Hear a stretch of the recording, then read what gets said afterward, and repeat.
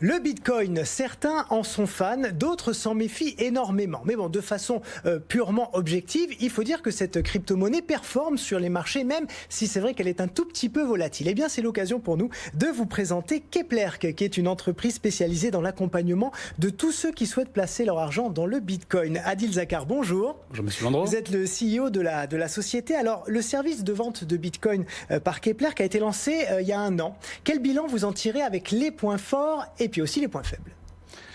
Tout d'abord, les points forts, c'est ce qu'on avait prévu au début, la facilité, la transparence, la simplicité qu'on a apportée à des clients qui potentiellement trouvaient des difficultés pour l'accès au Bitcoin. Et les points faibles, c'était notamment, il manquait la possibilité pour nos utilisateurs de pouvoir revendre leur crypto-monnaie.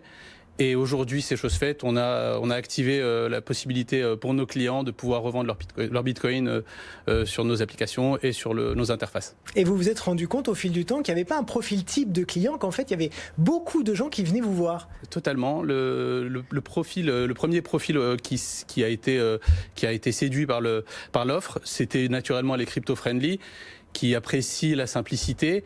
Petit à petit, on savait très bien, c'était les millennials. Une tranche d'âge un peu plus élevée qui utilise ce produit pour l'offrir, donc oui, dans des événements, communion, Noël, etc. Et on a été surpris récemment et progressivement, on a eu des professionnels qui ont été séduits également, et on a une quantité croissante de professionnels qui achètent du Bitcoin via nos services. Alors du coup, est-ce que vous avez des outils précis pour accélérer l'adoption de ce crypto-actif, du coup, par le plus grand nombre ? Justement, nous lançons une offre hybride qui ajoute une composante à notre offre, qui avait déjà un wallet Bitcoin avec la possibilité d'obtenir des Bitcoins.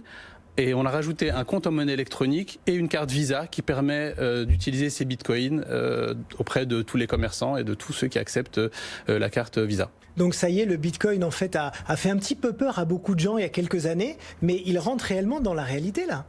Totalement, c'est le but du service hybride, c'est la possibilité de pouvoir utiliser ces bitcoins. Et on a eu également énormément de retours là-dessus où les personnes nous demandaient: qu'est-ce que je fais avec mes bitcoins? Oui, la réponse est là, et c'est un produit qui va permettre la transition, puisque de toute façon, le bitcoin peut s'échanger librement, mais en ajoutant ce produit hybride, va faciliter l'adoption et faciliter une adoption plus fluide. Quelles sont les prochaines étapes de votre développement du coup ? Alors, on continue notre développement européen. On est déjà disponible au Benelux. On est en ce moment même en train de déployer en Allemagne et en Espagne. Donc, on va finir le déploiement dans l'intégralité des pays européens. Et la prochaine étape, bien entendu, la levée de fonds. On est déjà en contact avec plusieurs profils. Et si de nouveaux profils sont intéressés, qu'ils prennent contact avec nous, ils seront les bienvenus. Alors juste pour conclure, et pour les gens qui peut-être nous regardent et nous disent « moi j'y crois pas au Bitcoin, ça va s'effondrer », je le disais en introduction, c'est encore assez volatile sur les marchés. Volatile, ça veut dire que ça monte très haut, mais que ça peut redescendre très bas. Alors qu'est-ce que vous pourriez dire en quelques secondes aux gens qui ont encore un petit peu peur ?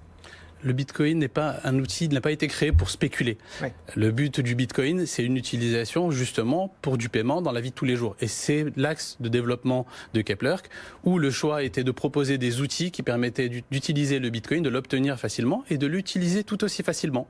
Donc la spéculation, elle est due au fait, et la volatilité est due au temps d'adoption.